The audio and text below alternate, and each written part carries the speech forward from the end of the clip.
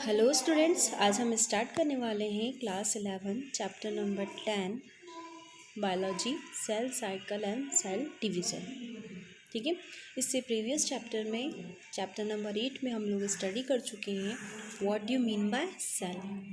ठीक है, the cell is the basic unit of life. इसके अलावा cell is the structural and functional unit of life is also.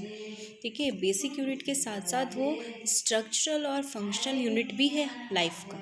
ठीक है, तो वो क्यों है, किस रीज़न से इसे सेल को जो है basic structural and functional unit कहा जाता है लाइफ की, और ये क्या फंक्शन परफॉर्म करता है ऐसा जिसके कारण इसे हम बेसिक यूनिट कहते हैं। ठीक है, इसके अलावा हमने उस चैप्टर में सेल कितनी टाइप्स की होती हैं, सेल ऑर्गेनल्स क्या होते हैं और इसकी क्या नेसेसरी होती है एक ऑर्गेनिज्म की ग्रोथ एंड डेवलपमेंट के लिए। ठीक है, सेल का जो फंक्शन होता है वो ऑर्गेनिज्म का स्ट्रक्चरल और फंक्शनल जो होता है बेस तैयार करने के लिए, रेडी करने के लिए होता है। ठीक है, तो इस चैप्टर में हम स्टार्ट करने वाले हैं सेल साइकिल और सेल डिवीज़न कि सेल किस तरीके का फंक्शन परफॉर्म करता है एक ऑर्गेनिज्म की ग्रोथ और उसके डेवलपमेंट के लिए। ठीक है, तो अब हम आगे कंटिन्यू कर रहे हैं। Growth and reproduction of all organisms depend on the division and enlargement of cell। अब भाई हम चैप्टर का नाम ही है सेल साइकिल और सेल डिवीज़न, तो इसकी रिक्वायरमेंट क्या है, क्यों ज़रूरत होती है सेल साइकिल की या फिर सेल के डिवीज़न होने की, है ना। तो ग्रोथ और रिप्रोडक्शन दो ऐसे फंक्शंस हैं जो पूरी तरीके से डिपेंड होते हैं किसके ऊपर, सेल के डिवीज़न पे। ठीक है, विदाउट सेल डिवीज़न के ग्रोथ और रिप्रोडक्शन पॉसिबल नहीं है। ठीक है, तो ग्रोथ एंड रिप्रोडक्शन यानी कि वृद्धि और प्रजनन ऑल ऑर्गेनिजम्स सभी जीवों की डिपेंड करती है division and enlargement of cell. ठीक है, सेल के डिवीज़न पे, विभाजन पे निर्भर करती है। The mechanism of division and multiplication of cells together constitute cell reproduction. Cell reproduction क्या होता है, एक ऐसा मैकेनिज़्म, ठीक है, जिसमें सेल डिवाइड होने के साथ साथ मल्टीप्लाई भी होती है। ठीक है, the mechanism of division and multiplication of cell together, साथ साथ। ठीक है, ये दोनों प्रोसेस जब साथ होती है, सेल का डिवीज़न और उसका मल्टीप्लिकेशन, तो इस प्रोसेस को क्या कहते हैं, सेल रिप्रोडक्शन। तो सेल का जो साइकिल है वो क्यों नेसेसरी है, तो growth and reproduction of organism, organism की ग्रोथ और रिप्रोडक्शन करने के लिए ये सेल साइकिल ज़रूरी है। Next is cell cycle. अब ये सेल साइकिल है क्या, ठीक है, it is the life period of cell during which a cell synthesizes DNA, replication, grows and divides into two daughter cells। Okay, it is the life period of cell. किसी भी कोशिका का या cell का एक ऐसा समय होता है कि ऐसा लाइफ टाइम होता है जिसमें सिंथेसाइज होती है सेल, सेल का संश्लेषण होता है, डीएनए का रेप्लिकेशन होता है यानी कि डुप्लीकेशन होता है। ठीक है, डिवाइड होती है, growth and divide into two daughter cell. Cell जो होती है, सेल का ग्रोथ होता है, डेवलपमेंट होता है, साथ ही साथ वो दो डॉटर सेल में डिवाइड हो जाती है। तो ये प्रोसेस क्या होता है, कंटिन्यूसली चलती है। इसी साइकिल को कहते हैं सेल साइकिल यानी कोशिका चक्र, कि जिसमें सेल का सिंथेसिस होता है, डीएनए का रेप्लिकेशन होता है, उसका ग्रोथ होता है, उसका डेवलपमेंट होता है, इसके साथ साथ वो दो डॉटर सेल्स में डिवाइड हो जाती है। ये जो प्रोसेस है ये कंटिन्यूशन चलती रहती है, इसी कहते हैं cell cycle. Cell growth, cytoplasmic increasement, it is a continuous process. ठीक है, सेल साइकिल में क्या होगा, मैंने पहले ही बताया, सेल का ग्रोथ होगा यानी कि उसका जितना भी साइटोप्लाज्मिक मटेरियल है वो इंक्रीज़ होता है, और एक ये कंटिन्यूस चलने वाली प्रोसेस होती है। जो सेल साइकिल है वो कंटिन्यूशन में चलती है। DNA synthesis accord only at a specific stage. DNA का जो सिंथेसिस होता है कि एक पर्टिकुलर स्टेज पर ही होता है। ठीक है, तो इसीलिए सेल साइकिल के ये कुछ इंपॉर्टेंट पॉइंट हैं।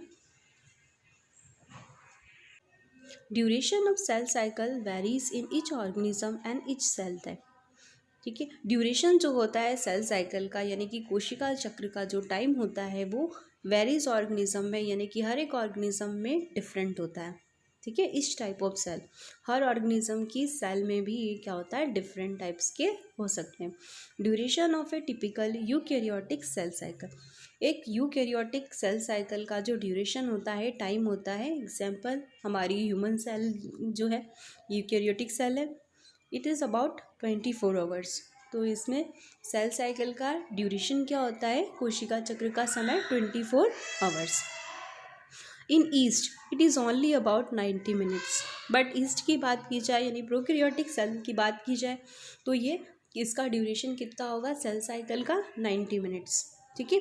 तो ये कुछ इंपॉर्टेंट पॉइंट्स है सेल साइकिल के जो हमें उसकी स्टडी करने से पहले पता होनी चाहिए। अब सेल साइकिल हम स्टार्ट करने वाले हैं। Cell cycle has a 2 basic phase, 2 phase में कंप्लीट होती है। First one interphase, second M phase यानी माइटोटिक फेज। ओके, 2 स्टेप्स में ये सेल साइकिल जो है वो कंप्लीट होती है। इसका डायग्राम भी मैंने यहाँ मेंशन किया हुआ है। फर्स्ट फेज इंटरफेस या फिर it is also known as resting phase, resting phase भी कहा जाता है because it is a phase between 2 successive M phase. ये 2 एम फेज के बीच का फेज होता है। ठीक है। जो 2 एम फेज होती है माइटोसिस और मियोसिस, हम आगे इसको पढ़ने वाले हैं। इन दोनों के बीच का जो सक्सेसिव पॉइंट होता है, जो फेज होती है रेस्ट करने की, वो कौन सी होती है, interphase. It include cell growth and DNA synthesis. इस प्रोसेस में क्या, इस फेज में क्या होता है, सेल का ग्रोथ होता है, साथ ही साथ डीएनए का सिंथेसिस होता है, डीएनए का संश्लेषण भी इसी फेज में होता है। बिकॉज लॉन्गेस्ट फेज होने के कारण क्या होता है, ये last more than 95% of the duration of cell cycle. Cell cycle का 95% जो ड्यूरेशन होता है, टाइम होता है, वो कौन कवर करता है, इंटरफेस। क्यों? क्योंकि सबसे लॉन्गेस्ट फेज होती है, रेस्टिंग फेज होती है, जिसमें कि प्रिपरेशन हो रही होती है सभी चीज़ों की, और बाकी जो स्टेप्स होती है, बाकी जो फेजेस हैं वो बहुत कम समय के लिए होती है। ठीक है। इसलिए इसका 95% जो कंट्रीब्यूशन होता है, ड्यूरेशन होता है, वो इंटरफेस का होता है। ठीक है। इसके अलावा ये ड्रॉ देख रहे हैं आप लोग, इसमें सभी फेजेस के नेम इंक्लूड्स हैं, इंटरफेस और एम फेस। विद डायग्राम मैंने इसको नेक्स्ट पेज पे शो किया है। Interface has it 3 phases. इसकी अगेन इसको 3 फेजेस में डिवाइड किया है। फर्स्ट वन G1 फेस या फिर गेप 1 और एंटी फेस भी इसे कहा जाता है। सेकेंड S फेस यानी सिंथेटिक फेस, और C यानी कि थर्ड फेस जो होती है वो होती है G2 यानी गेप 2 फेस। तो ठीक है, इंटरफेस के 3 फेजेस होते हैं, G1 फेस, S फेस और G2 फेस। यहाँ डायग्राम में आप लोग देख सकते हैं किस तरीके से मेंशन किया हुआ है इनको अलग अलग।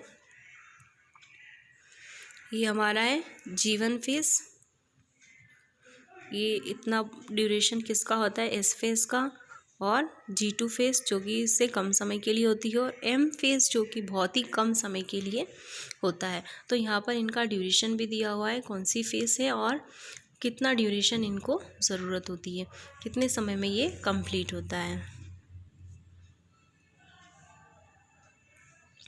आइए अब हम डिटेल में देखते हैं इन तीनों फेसेस के, इन तीनों फेसेस में क्या क्या होता है।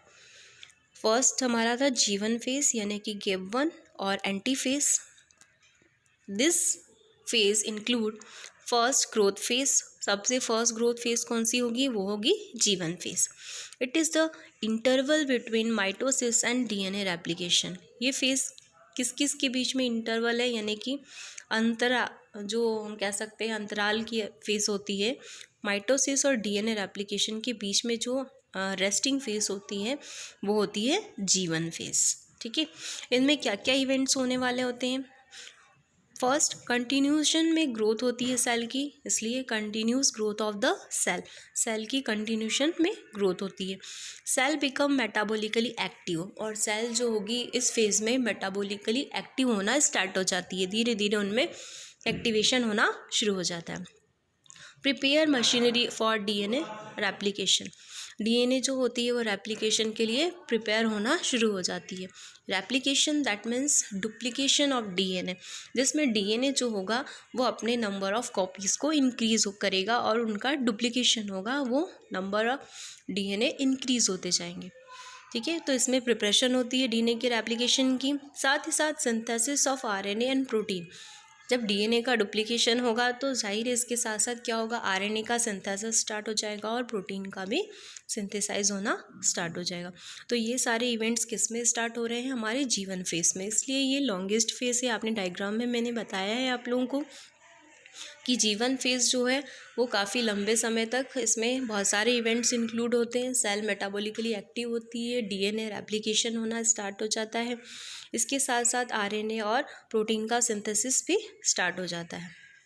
ठीक है, अब नेक्स्ट है हमारा एस फेस यानी कि synthetic phase. In this DNA replication takes place. Synthesis phase में क्या होता है, डीएनए का रेप्लिकेशन हो चुका होता है। जीवन फेस में क्या था, प्रिपरेशन हो रही थी डीएनए रेप्लिकेशन की, बट इसमें क्या होगा, सिंथेटिक फेस है, इसलिए इसमें डीएनए का रेप्लिकेशन स्टार्ट हो जाएगा। अमाउंट ऑफ डीएनए पर सेल डबल। हर एक सेल में डीएनए का जो अमाउंट होगा, मैंने पहले बताया, रेप्लिकेशन दैट मीन डुप्लीकेशन होना, यानी कि उसका डबल होना। ठीक है, तो हर सेल में जो है डीएनए का डुप्लीकेशन स्टार्ट हो जाएगा, but chromosome number is not increase. But इसमें क्रोमोसोम नंबर इंक्रीज नहीं होंगे, केवल और केवल किसका नंबर इंक्रीज होगा, डीएनए का। In animal cells replication begins in the nucleus. Animal cell में रेप्लिकेशन कहाँ स्टार्ट होगा, न्यूक्लियस से। And the centriole duplicates in the cytoplasm. और सेंट्रियोल का डुप्लीकेशन कहाँ होगा, साइटोप्लाज्म के अंदर। ठीक है, एनिमल सेल में ये जो डुप्लीकेशन की प्रोसेस है यानी रेप्लिकेशन की प्रोसेस है वो न्यूक्लियस के अंदर से स्टार्ट होगी, और साथ ही साथ जो है सेंट्रियोल साइटोप्लाज्म में डुप्लीकेट होता जाएगा। साइटोप्लाज्म के अंदर ये सारी प्रोसेस होगी। यहाँ पर देखिए सिंथेसिस फेज में इस तरीके से डायग्राम में शो किया गया है कि किस तरीके से इनका डुप्लीकेशन हो रहा है। ठीक है, ये हमारी जी फेज है और ये सिंथेसिस फेज। यहाँ पर क्या हो रहा है, डीएनए जो है उसका डुप्लीकेशन स्टार्ट हो चुका है, और वो कहाँ से शुरू हो रहा है, न्यूक्लियस के अंदर से। नीचे आप डायग्राम में देख सकते हैं कि किस तरीके से डीएनए डुप्लीकेट कॉपी बना रहा है। तो यहाँ पर देखिए, ये नीचे यहाँ पर ये देखिए, ये दो है हमारे पास डीएनए के फ्रैगमेंट्स हैं। जब डीएनए रेप्लिकेट होता है, रेप्लिकेट होने के बाद इसकी नंबर ऑफ कॉपीज़ जो है वो 4 हो चुकी है, इंक्रीज़ हो चुकी है। ये यहाँ पर डीएनए क्या हो चुका है, डुप्लीकेशन कर चुका है, रेप्लिकेशन की प्रोसेस हो चुकी है। ठीक है, नेक्स्ट जो फेज़ होती है वो होती है G2 फेज़। इसमें क्या होगा कि जो मटेरियल दैट मीन्स जो स्टेप्स हो चुकी हैं वो रेडी हो जाएंगी एम फेज़ में एंटर करने के लिए। मीन्स डीएनए रेप्लिकेशन हो चुका है इस, और ये डीएनए रेप्लिकेशन जो होगा वो फर्दर एंटर करेगा एम फेज़ में।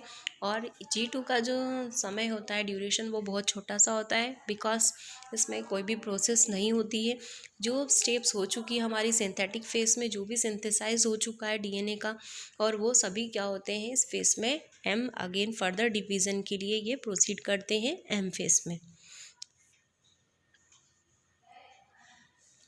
नेक्स्ट है हमारा सेकेंड जो फेज़ थी सेल साइकिल की, वो थी एम फेज़ यानी माइटोटिक फेज़। ठीक है, अब ये जो माइटोटिक फेज़ होती है ये रिप्रेजेंट करता है द एक्चुअल डिवीज़न। ठीक है, एक्चुअल में जो सेल डिवीज़न हो रहा है वो एम फेज़ में ही कंप्लीट होगा। So it represent the actual cell division, इसलिए ये एक्चुअल सेल डिवीज़न को ही रिप्रेजेंट करते हैं। In human cell cycle it last for only about an hour. Human cell cycle में ये जो है केवल 1 घंटे की, 1 आवर के लिए ये होता है। ये जो प्रोसेस होती है ये केवल 1 घंटे के लिए होती है। M phase include, M phase में इंक्लूड करते हैं कैरियोकाइनेसिस एंड साइटोकाइनेसिस, ये 2 स्टेप्स होती हैं। ठीक है, कौन कौन सी फेज़ होती है, karyokinesis and cytokinesis. Karyokinesis that means nuclear का डिवीज़न होगा, यानी कि न्यूक्लियस का डिवीज़न होता है इसमें। ठीक है, न्यूक्लियस जो होते हैं वो डिस्ट्रीब्यूट होते हैं 2 डॉटर सेल के अंदर। And cytokinesis that means division of cytoplasm, इसमें साइटोप्लाज्म का डिवीज़न होगा दोनों डॉटर सेल के अंदर। तो ये क्लियर है आपको, ये टर्म जो है बार बार यूज़ की जाएगी, कैरियोकाइनेसिस एंड साइटोकाइनेसिस, ठीक है। तो कैरियोकाइनेसिस में न्यूक्लियस का डिवीज़न होगा और साइटोकाइनेसिस में साइटोप्लाज्म का डिवीज़न होगा। देखिए इसे डायग्रामेटिकली भी बताया गया, यहाँ पर देख सकते हैं आप। देखिए ये फर्स्ट वाला जो ड्रॉ है वो है कैरियोकाइनेसिस एंड सेकंड वाला जो है वो साइटोकाइनेसिस। यहाँ पर साइटोप्लाज्म जो है वो डिवाइड हुआ है इस तरीके से, 1 से 2 डॉटर सेल का फॉर्मेशन हुआ है और इनके बीच में ये साइटोप्लाज्म जो है वो डिवाइड हुआ है। बट कैरियोकाइनेसिस में क्या हुआ है, न्यूक्लियस का डिवीज़न हुआ है। ये जो सेंटर में न्यूक्लियस है ये डिवाइड होकर के 2 डॉटर सेल में डिस्ट्रीब्यूट हो गया है, ठीक है। तो क्लियर है आप लोगों को इतना। अब हम आगे बढ़ते हैं next. Some cells do not show division, कुछ सेल्स जो है उनमें डिवीज़न नहीं भी होता है। फॉर एग्जांपल हमारी जो हार्ट सेल होती है वो डिवाइड नहीं होती है, इसमें डिवीज़न नहीं होता है। Many other sales divide only occasionally, और कुछ जो सेल्स होती हैं अदर सेल्स वो ओकेशनली डिवाइड होती है, यानी किसी भी जगह पे जब उसकी नेसेसिटी होती है, रिक्वायरमेंट होती है, तभी उनमें डिवीज़न होता है, अदरवाइज़ वो डिवाइड नहीं होती है। टू रिप्लेस डैमेज और डेड सेल्स, अब वो भी किस लिए डिवीज़न होगा, ताकि वो जो डेड सेल्स है या फिर जो डैमेज सेल्स हो चुकी हैं उन सभी को रिप्लेस करके न्यू सेल्स के फॉर्मेशन के लिए ये क्या करती हैं, डिवीज़न करती हैं। फॉर एग्जांपल हमारे जो नेल्स हैं, ठीक है, यदि वो डैमेज हो जाते हैं या फिर डेड हो जाते हैं तो उनकी प्लेस पे नए जो नेल्स का फॉर्मेशन होता है, नई सेल्स जो आती हैं वो आफ्टर सेल डिवीज़न के बाद ही इनका फॉर्मेशन होता है, ठीक है। तो क्लियर हुआ आप लोग।